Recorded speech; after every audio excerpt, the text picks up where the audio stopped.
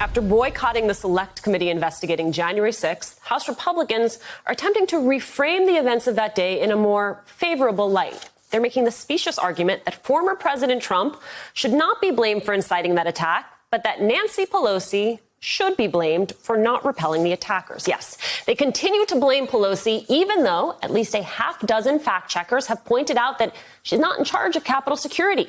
Today, House Minority Leader Kevin McCarthy took that argument in a bizarre new direction. He now appears to be drawing a connection between the security breach of January 6th and the protest during Brett Kavanaugh's confirmation hearing for the Supreme Court back in 2018.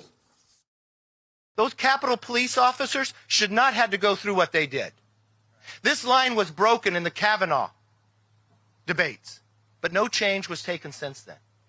McCarthy's spokesperson later clarified that word salad to Talking Points memo that McCarthy was referring to the time that protesters pushed past a police line and reached the doors of the Supreme Court.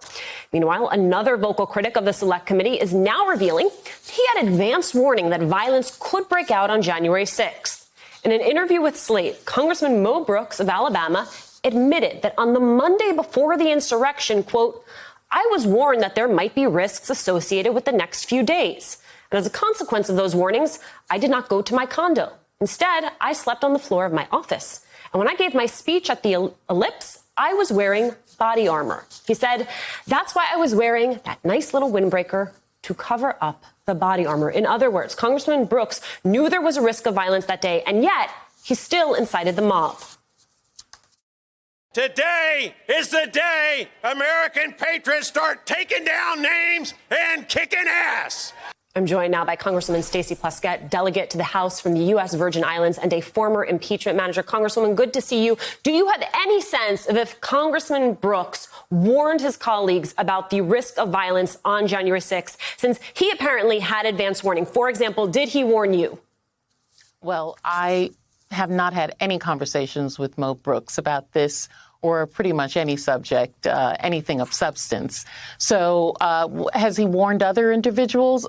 I don't know, and we'll soon find out. So tell me specifically to that point, should he be a witness in the Select Committee's investigation? Oh, well, you know, I think that the Select Committee has tremendous leadership through its chairman, Benny Thompson, along with the incredible members, my colleagues who are there. And I'm sure that they're going to be spending quite a bit of time ascertaining what is the correct subpoenas, correct witnesses, correct documents to get. I wouldn't want to impose my opinion on the work that they're doing to determine who and what material they should get. Incredibly. But, you know, I could believe that there may in fact be members of Congress who are material witnesses to that day.